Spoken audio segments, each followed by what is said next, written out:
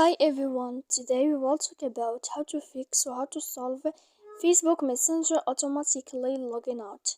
To know how to fix or how to solve Facebook Messenger automatically logging out, you should just go to settings like this. You will click.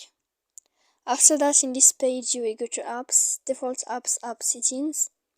When you will see this list, you will go down to find the application of Messenger and you will enter here. Then in this page you will go to click for stop.